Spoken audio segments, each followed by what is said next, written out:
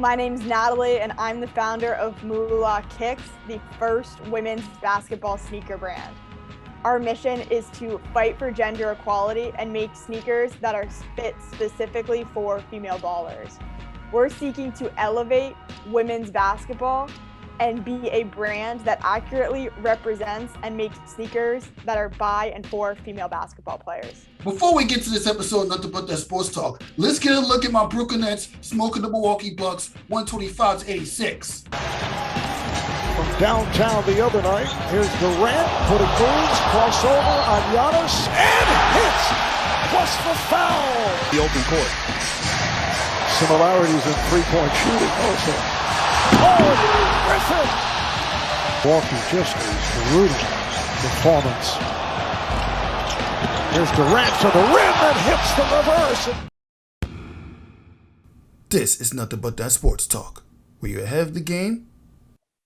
This is what Brooklyn basketball is all about. As I welcome you to this episode of Nothing But That Sports Talk. Yeah, my Brooklyn Nets smoked the Milwaukee Bucks. We're going to get into that a little later. Right now, I got Shauntey as usual, and I want to introduce my new special guest, Natalie White. She's the founder of Moolah Kicks. Welcome to the show. What's up? Thank you for having me, Rafiq. Yes, and I got a lot of questions to ask you. Start off with what made you come up with the idea of Moolah Kicks? Well, you mentioned Brooklyn basketball a little bit ago, but I grew up playing basketball in Brooklyn, played for Team Prince, Exodus, New Heights, Castle, all those programs. Wow. And I remember growing up being forced to shop in the boys or the children's or the men's section, and then continuing to play as I got older. And the fact that women stand here today, no matter if they're at the professional level or at the elementary school level, and still have to walk in and buy their sneakers in the children's or men's section, that's a message that not only has negative social implications that women don't belong in basketball, but it has serious negative performance implications as well, because our feet are different than men's in 5 areas. And I started Moolah Kicks because I had noticed not only the sneaker problem, but all of the other gender inequalities that exist in the sport. And I wanted to have a brand that seeks to elevate all of women's hoops. Yeah, like the LeBron 19s that came out, it's also not familiar for women as well. I know you want to create an all-women sneaker brand, and I respect that 100%. This is going to get people, a lot of women are going to be invested into it. And let's just say I'm happy that you're putting it together. And I know you probably answered this question already, but what made you decide to get into basketball? I've been in basketball my whole life. So I think just growing up here in New York, what else are you going to play? You start when you're 5 and you don't stop till you finish high school or you go to college. So basketball in New York is everything. It's really the only option. Okay. Did you see any difference between playing when you were younger and when you started getting older in the sport of basketball? I think you just realize the opportunity gap, and you realize what your future can look like versus those of your male counterparts, and feeling like college is the goal rather than professional for so many women's basketball players, because they know in many circumstances they're treated better in college than they would be at the professional level. Exactly. Treatment matters when you're playing basketball. Now, where you went to play college ball at, and what did you do after you were done with college basketball? So I went to Boston College. I played, Yep, go BC, go Eagles. I played club basketball and I managed the varsity team. If you guys met me in person, you would both be able to shoot over me easily. I'm 5'4", so I was lucky enough to practice with them in the off season. But other than that, I had a great experience at Boston College. And in terms of where I am now, I play at Brooklyn Post every Tuesday and Wednesday in a women's league, and play in ladies who hoop. Still just try to get as many runs in as I can. But of course, I'm full-time at Moolah Kicks. Yeah, ladies who hoops. I've heard about that basketball league. This girl named Nia Rose and her sister and her girlfriend, they were playing in that league as well. And I heard it's a lot of competition. Like, what is Ladies Who Hoops, and how does it feel playing in that league? Ladies Who Hoop is run by Amber Batchelor and she grew up here in the city too, on the Upper West Side. it's a really good organization. I mean, they're welcoming. It's intense play. They have a lot of girls from overseas. There's a league over the summer. Not sure if it's going to be put on or not this summer because of all those COVID restrictions, but they run a women's league, and they also run Future Ladies Who Hoop, which is for younger girls coming up in the game. So they have a lot of different components to the program, but it is a fantastic program here in New York.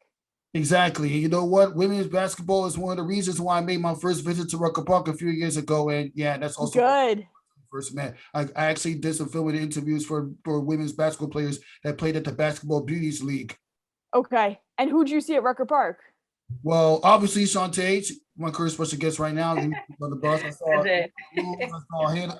Shauntey, who are you playing for when you were at Rucker? Well, I didn't play. I'm just a fan of basketball, and I know that Rucker Park is a major park in New York City to attend. So I'm always there. Also in Dyckman, also 14th Street basketball court as well. So that's the first time that we met. But just I think for me, the competition, I don't see that there's a gap in competitiveness. Yeah. I just feel like there has to be more respect for women who play the sport of basketball, period, in order for us to close that gap. But for you were talking about competition in BC and what you play now. How do you prepare your body physically or mentally to play the sport of basketball? Oh, I think it's just about, at this point, I'm just hanging on. I've had knee surgery. I've had a ton of injuries. And as you get older, I play for fun, but there's no huge, I do lift every day, but other than that, there's no huge preparations that go into it because I'm not at a super competitive level anymore. But I definitely have, because I'm so small, I have to lift every day to keep my weight pretty strong. Wow, that's just incredible. And I know you probably answered this question earlier, but what is the message that you were trying to send when creating this women's sneaker brand? That women's basketball matters, that women's basketball is to be celebrated in of itself, and that we deserve equipment that fits our feet and a brand that represents our game. And that's really important because what we're looking to do at Moolah is dismantle the notion that men's basketball is the standard.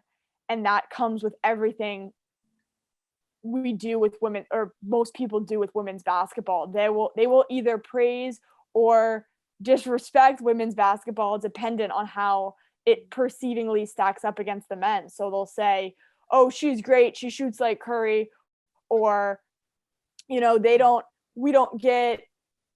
have the same weights, they have a different logo. And it's so important to have those comparisons and understand that there are differences, but it's equally important to say, as long as we're holding men's basketball as the standard by saying, oh, she shoots like him, or women's basketball isn't good because they can't dunk, as long as we keep that comparison where men's basketball is what women's is to be compared against, we will have an uphill battle in actually elevating women's basketball in of itself. So what we're looking to do is be, of course, a body that elevates women's basketball, but we want to support those players who are currently in the game because they're the change makers. We want a brand that gives back to that women's basketball community and has actual people like them running it, and not someone who's super detached or doesn't understand what it's like to be a girl growing up and shop in the men's section your whole life. Exactly. And you know what? If we keep it up, we're going to find your sneakers in Foot Locker and in motels. Trust me. Exactly. Hopefully Modell's opens back up. Yeah, not Modell. Modell's needs to open up. Maybe they will if I have my sneakers in there. Yeah, and I see you got some sneakers behind you. So why don't you show off some of the sneakers that you created for Moolah Kicks?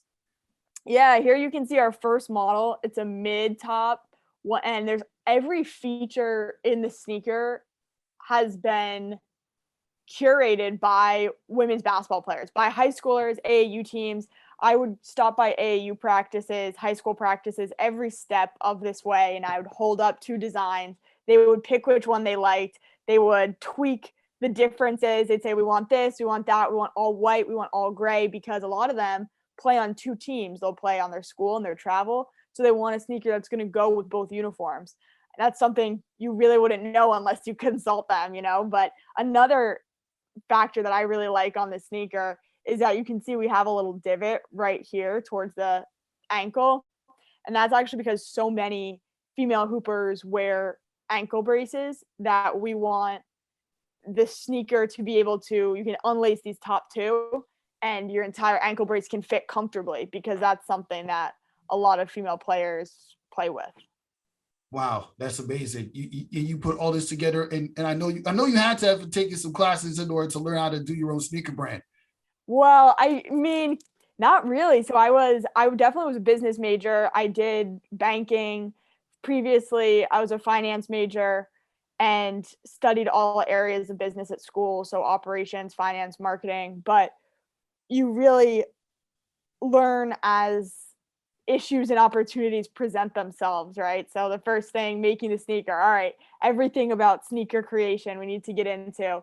Then we actually need to put the sneaker together. So everything about factors, it's just knowing the next step and learning all you can when you're there. How long was the process of when you started and you thought about it in terms of writing it down on a sheet of paper as your goal to it actually being a final product? About 2 years. Wow. Yeah, you did mention in the post that it took you like 18 months. Well, you founded it, but it took 18 months to actually let it take off. Yeah. And I saw you in the photo where you was at Brooklyn Bridge Park actually promoting it with a bunch of other athletes. Like, what was that experience like for you? Yeah, that day was incredible. So that was a media day that we did at Brooklyn Bridge Park. And basically I had invited almost everyone that I grew up playing with to come out and be a part of our first advertisement. And you can see them on our website on moolahkicks.com. But we put that hype video together. We shot a ton of great basketball. I remember just playing a 3-on-3 game and being able to completely cover one side of the court with how many people were there. And I feel like I had been working on this for a year and a half at that point.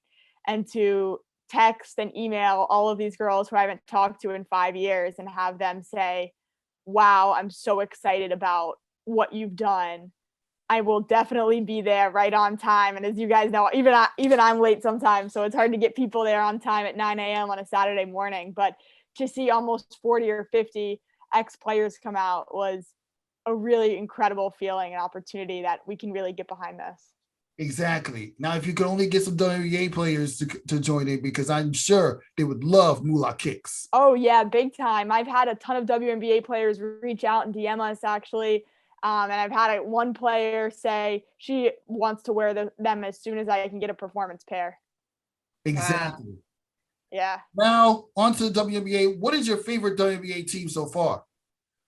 Well, I'm pretty biased. You can't ask a New Yorker born and raised what her favorite team is. I'm gonna have to go with the Liberty, but I really like watching I'll watch all of the teams all year long.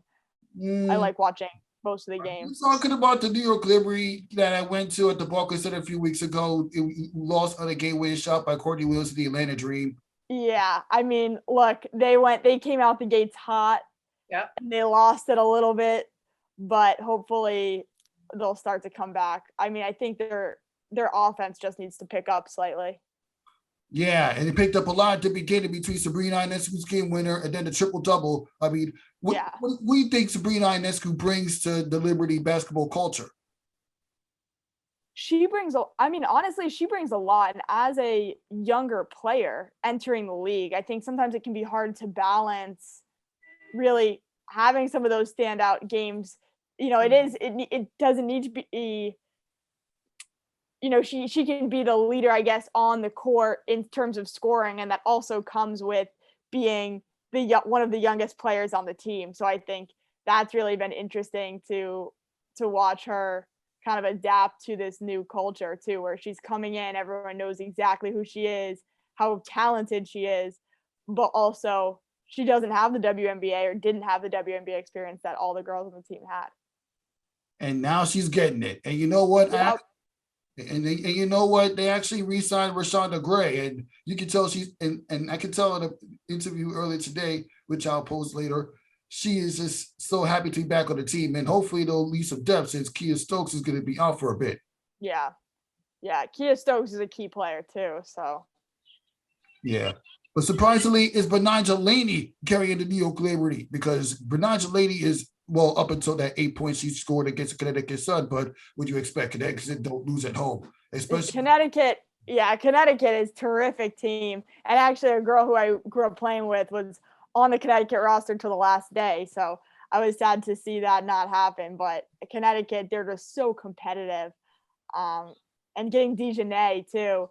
You know, she had a lot of hype coming out of Baylor. So yeah, I mean, she did manage to pull off a crazy diving for a steal that got the coach hype. So she has some promises. yeah.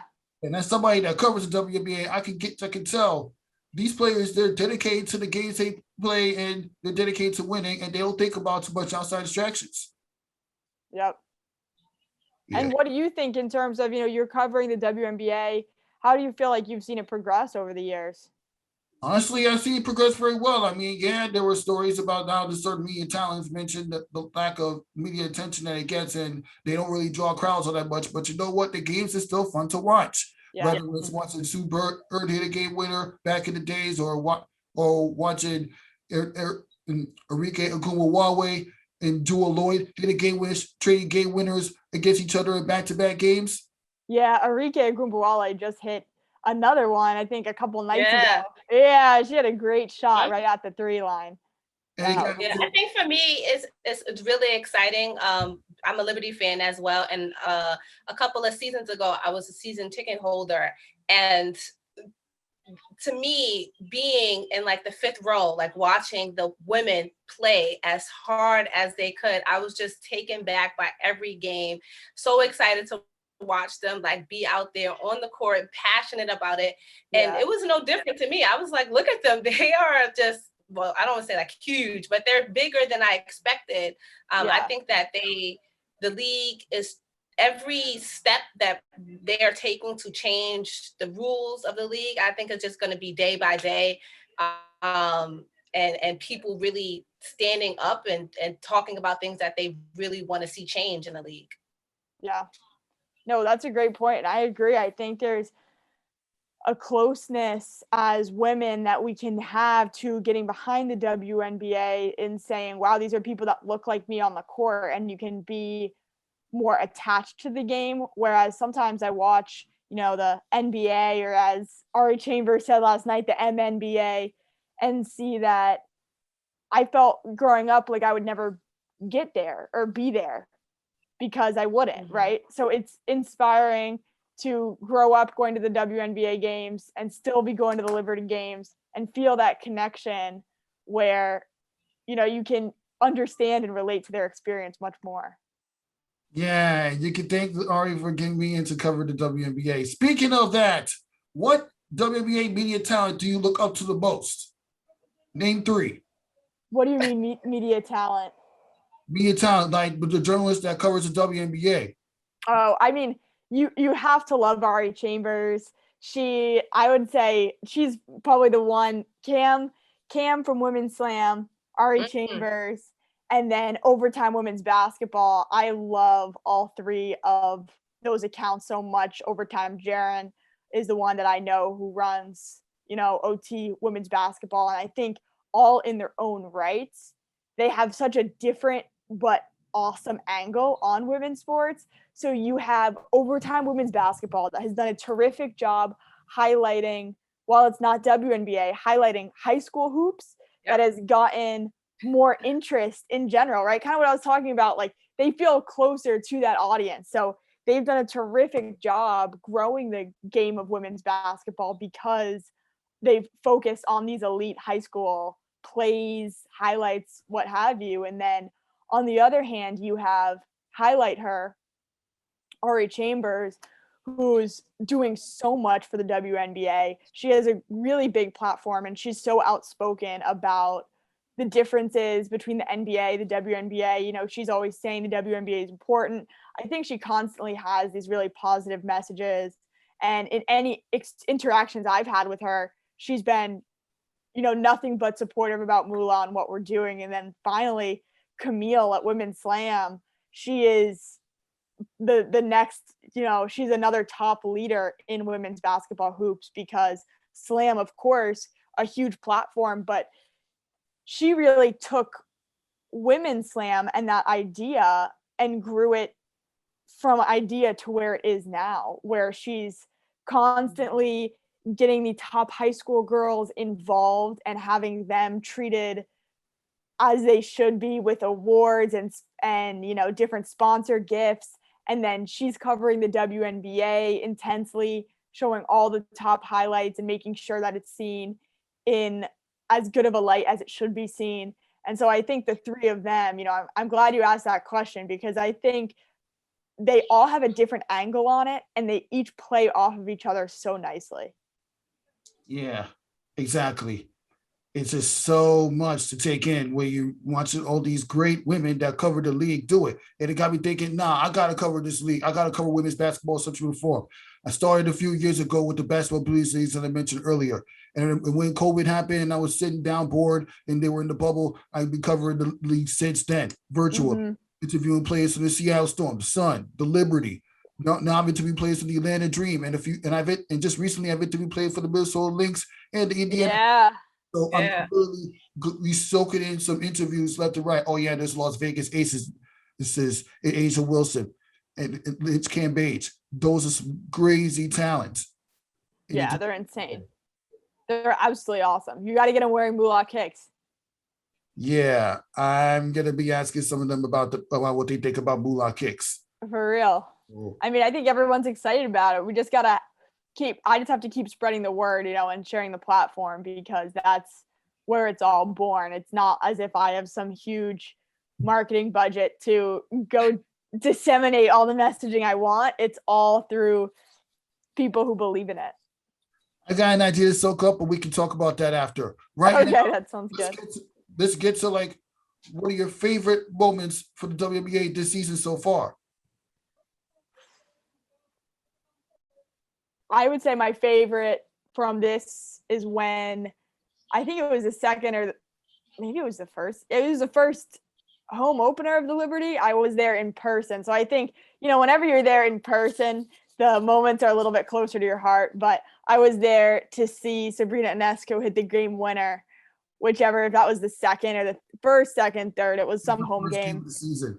That was the first game of the season? Yes. Yeah, that was just a surreal feeling. She ran down half court. She was flexing. It was so awesome to see. It was, I honestly couldn't believe that it went in like that. So it was great. When I saw the stats she put up when she was playing at Oregon, I knew Sabrina Ionescu was going to be a problem, except she going to combine 20 points with the last 3 games. But she is doing a lot of rebound and assists, so it's not always about the points, it's about the rebound and assist. Yeah, you got to be a threat everywhere. I mean, I'd say when I was I can't play offense at all, but I can play defense, and I'm the best defender, on most of the teams I play for, and then I at least can take their best player offensively completely out of the game. So sometimes, defense is worth a lot, because if you can guard their top person on offense and they can't, to the point where they can't score, then it's almost worth the same amount as if you were scoring on every play. Exactly. And let me just ask you this one question. When somebody tells a woman the WNBA players can't dunk, what comes to your mind? Oh my gosh, it depends if I'm ready to fully get into it with them. But I think, to start, I would just say, what's so great about dunking? And I think the importance is, I say it all the time, and they say WNBA should lower the rims so that they can dunk. And I say NBA should raise the rims so that it looks more like the WNBA. And when you say, well, why aren't we asking the NBA to raise the rims? I don't get it. And it's almost like I'm so far to one side that it kind of makes people question and say, oh, holy shit. Yeah, that's really crazy. The fact that I see that the reverse would never be said almost paints the picture as clear as it needs to be. That is true. That is also true. And what is your favorite championship season for the WNBA since we're on the 25th anniversary season?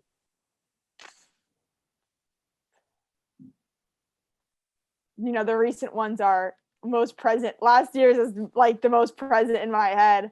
I think seeing the Seattle Storm win in the Wubble.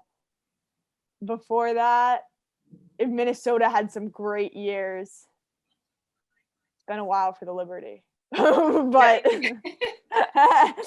I guess hopefully my favorite championship is yet to come. Hopefully my favorite championship comes with Sabrina and the Liberty in the next couple of years. I agree. What is your favorite besides BC, I guess? Who's your favorite college basketball team? Tennessee. I love Tennessee women's basketball.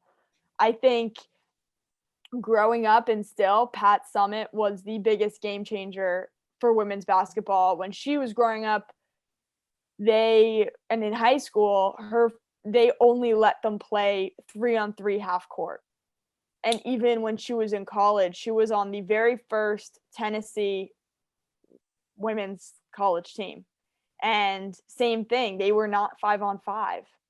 So she started when the game was 3-on-3, and to see where she began that program as a player, and then her first year coaching, she was, first year out of college, she turned around and coached the Tennessee team. She played for the USA team, of course, but to go from playing 3-on-3 in pennies, no uniform, and driving your own bus to games and not being able to play full court to where she was when she left her last game, it gives me chills to think about the amount of growth that she was able to accomplish as a coach.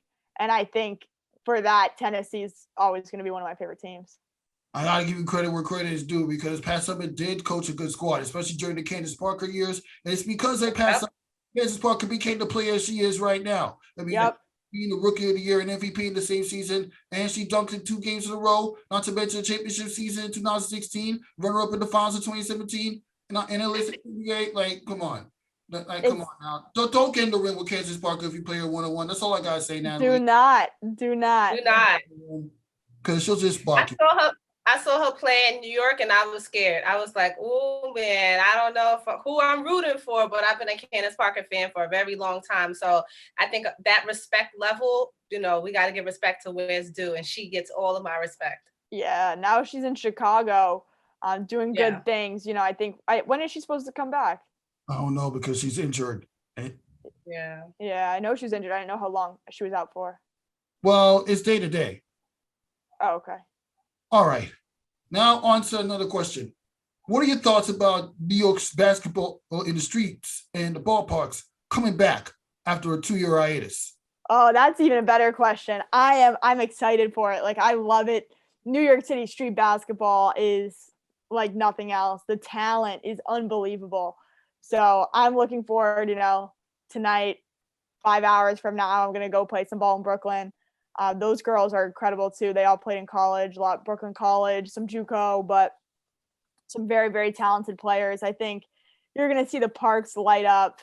You're going to see some of those big courts light up. We already had the Aces in Gaucho's gym, already have a ton of stuff going on at Post, Queen Me. So, the gyms, stuff's going to be lighting up, but the outdoor courts and people you don't know the names of who can take your ankles in 1 second. Like, that's what it's all about, thinking you're good and then having it handed to you.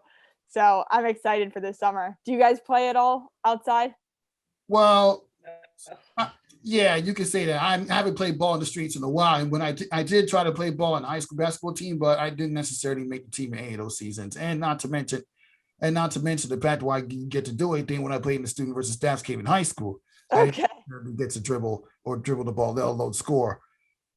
Or I didn't necessarily do much or anything at all. But that's awesome. No, I went to private school in Connecticut, and I had to play 3 sports, and basketball was one of it. But I am faithful at telling people I was not the best. I give it to my teammates. I am more of the cheerleader. I will pump you on, cheer you on. But I think in high school I was like 5 feet flat, and just the uniform basically was bigger than me. I didn't mind it. But at that time I was on a team, and they recruited girls from New York City. I'm from New York, and they were from New York as well.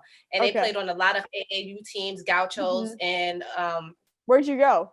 I went to a school called Hyde, HYDE. It's in Connecticut. Oh yeah. Maybe I want to say 25, 35 minutes from Rhode Island. Diamond Brown played there. She was my year. Yeah, and it was just, for me, just knowing that I wasn't a basketball player, but still having to be on the team, and then seeing those girls come and be like beast mode, I was like, oh my God. And then they would say like, yeah, we're playing new heights. And when you come to New York City, you get to see, I got to see them play on the semi-professional level, college level, and then the difference of that street ball life when they got, that's the back best. home. That's the best game hands down, because I mean, I just love the stuff that's like, not really legal, but you can do it in pickup. Like, you're not going to hit someone with a sham god in an actual game. Maybe you were if you're that good. I'm not that good, so I can do it in street ball and all that type of stuff. It's just so fun. People dribbling it off their knees, doing crazy stuff with the dribble. I think that's what it's all about. That's basketball to me. Yeah, Definitely. Kobe Bryant was doing some sick highlights in Rucker Park back in the days. Yeah. But that was. What's your favorite outdoor basketball court?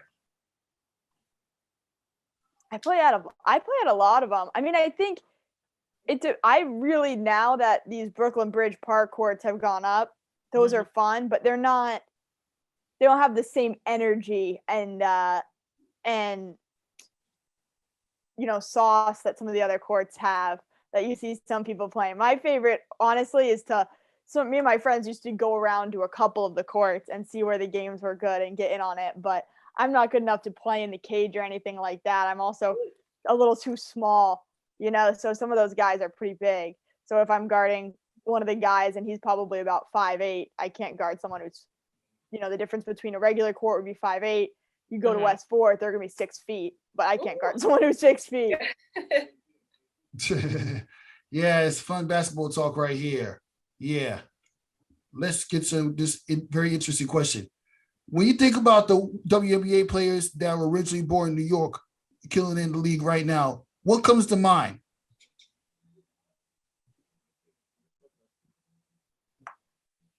Sue Bird.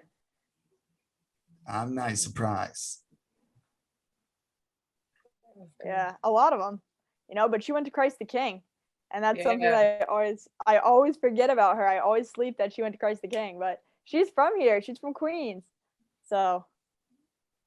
Yeah, I'm not even surprised. Sue Bird is literally the GOAT in the WNBA right now. Yeah, and she's from Queens, so let's claim that. Yeah, I think that goes under the radar, but I'm gonna put her under the New York basketball umbrella.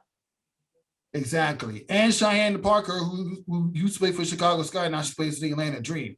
And she admit that the team played horrible scoring defense standpoint, but the bench put in some serious work when the Atlanta Dream lost against the Minnesota Lynx the second game in a row. Yeah. And I try to think, I'm not sure, it does escape me a little bit who's from New York City, because I know now there are a lot of girls who are from Long Island, they're from Westchester, and then they commuted into the city to play basketball on the weekends or whatever. But it is different than, going down to the court downstairs every night. So I try to rack my brain of who that is. I know Epiphany Prince. I played on her AAU team, but I don't think she's from New York originally. But she's nasty though. Yeah. Yeah, and let's not forget Tina Charles. I believe they did. I earlier mentioned that she's originally born in New York as well, and she played for New York Liberty. Yeah, Tina Charles. During her time in New York was just incredible, at least for the playoff seasons from 15 and 17. Oh, yeah. Team. So, yeah, there's that. Now on to some NBA. I know you saw my Brooklyn Nets smoke the Milwaukee Bucks out of the water. Let's give it to Brooklyn for that one. What are your impressions about that? Anybody that want to take the question, feel free. What are our thoughts about Brooklyn? Yes. I mean, I hope that they win this year. People say that they are in the running to take the championship. And that would be nice. New York City needs some positivity, some glow when it comes to sports and basketball. So I'm rooting for them.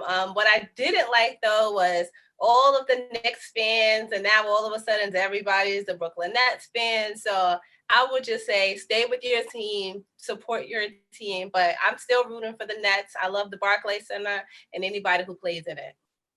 Yeah, I just saw Kyrie have a night last night at the 3 line. I saw some of his shots looked incredible. KD, I mean, what are you going to do? He's so big, So some of these players, KD dominates. Yeah. He's huge. And Blake Griffin, I didn't even know he was on the team until last night, but he had a dunk I saw that came from the baseline. I really don't follow the NBA at all, but I did watch the game either last night or 2 nights ago against the Bucks, and Giannis looked pretty good. He was leading things for sure, living up to the name for the Bucks, but the Nets have a full team. It's not just one player. Exactly. Brooklyn is not playing around. Mm-hmm. I hope that the New York Liberty takes some inspiration about it, because I asked Stevie Richards about what is she going to do to make New York Liberty the best sports team around, and she's going to be like, we are the best New York sports team. Just kidding. Are you talking? Did you talk to her already? Or are you talking to her soon? I talked to her already. Okay. I asked her the question, like, after seeing the New York Knicks and the Brooklyn Nets gel, what do you have to do in order to make the New York Liberty one of the best sports teams in New York? And she was like, we are the best sports team in New York. Oh, there you go. I was like, wow. Yeah. You gotta claim it. It's true, right? You have to put that first, put that messaging first. And let me tell you something, Natalie. If you want to be known as a street ball legend, I mean, I know that's not really your forte, but if you want to be known as a street ball legend and put together one of the craziest sneaker brands you have, you gotta earn it. You gotta show it. You gotta show out. And that's exactly what you're doing with that sneaker brand. Keep it up. Yeah. We gotta show out. That's what I'm saying. We gotta get these on the top girls, and this summer we're gonna have some of the top players in the city wearing these pairs and going on runs all over the city. It's like, who are they and what are they wearing? It's Moolah Kicks. Exactly. And I'll wrap up this episode of Nothing But That Sports Talk. Take it. So you're stopping by Natalie and Shauntey. And to all the big balls out there, New York, we here. Brooklyn, stand up. Get your head in the game.